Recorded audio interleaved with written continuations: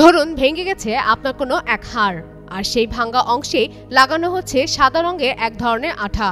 এতে মুহূর্তেই জোড়া লাগছে হাড়। এই ভাঙা অংশে ভারী বস্তু দিয়ে আঘাতের পরও মজবুতভাবে লেগে আছে পুরো অংশটি। শুনতে বিস্ময়কর মনে হলেও এমনই এক আঠা তৈরি করেছে চীন, যা বদলে দিচ্ছে পুরো চিকিৎসা রীতি। হাড়ের এই আঠার নাম বোন 02। এটি প্লেট বা স্ক্রুর মতো অস্ত্র নয়। এই আঠা ব্যবহার করা খুবই সহজ। ছোট 2 থেকে 3 সেন্টিমিটার ছেদ দিয়ে ইনজেকশন করার পর কয়েক মিনিটেই আঠা শক্ত হয়ে হাড়কে ধরে রাখে। এটি প্রাথমিকভাবে 180 কেজি পর্যন্ত শক্তি সহ্য করতে পারে। আর সবচেয়ে চমকপ্রদ দিক, হাড় জোড়া লাগার সঙ্গে সঙ্গে আঠা ধীরে ধীরে শরীরের সঙ্গে মিশে যায়, ফলে পরে হার্ডওয়্যার অপসারণের ঝুঁকি নেই।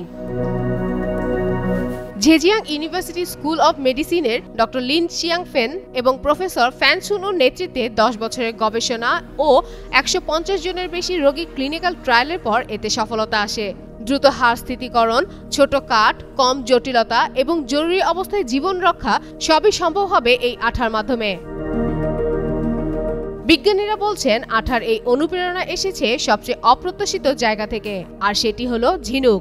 একবার ডক্টর লিন চিয়াংফেন এবং প্রফেসর ফ্যান সুনউর দল ঝিনুকের উপর গবেষণা করছিলেন। ব্রিজের পাথরের উপর ঝিনুকের শক্তভাবে লেগে থাকা দেখেই তারা এই আঠার ধারণা পান। ঠিক সেই নীতি ব্যবহার করেই তৈরি করা হয় এই আঠা, যা রক্তাক্ত ও আর্দ্র শরীরের পরিবেশেও কার্যকর। প্রফেসর ফ্যান বলেন, দীর্ঘদিন ধরেই দুটি সমস্যার সম্মুখীন হচ্ছিলেন তারা: জৈব নিরাপত্তা এবং আঠার শক্তি। শতাব্দীরও বেশি সময় ধরে বিজ্ঞানীরা চেষ্টা করছিলেন, কিন্তু সফল হতে পারছিলেন না। কিন্তু বোন 02 উভয় বাধা অতিক্রম করেছে। 40 বছরেরও বেশি অভিজ্ঞতার সাথে একজন অর্থোপেডিক সার্জন হিসাবে আমি দীর্ঘদিন ধরে হাড়ের সিমেন্ট তৈরির স্বপ্ন দেখে আসছি। ফলস্বরূপ আমাদের দল 1 দশকেরও বেশি সময় আগে এই পণ্যটির উপর গবেষণা ও উন্নয়ন শুরু করে। আমরা যারা তরুণ সদস্য সত্যি এই সিমেন্টটি সফলভাবে বাস্তবায়ন করেছি।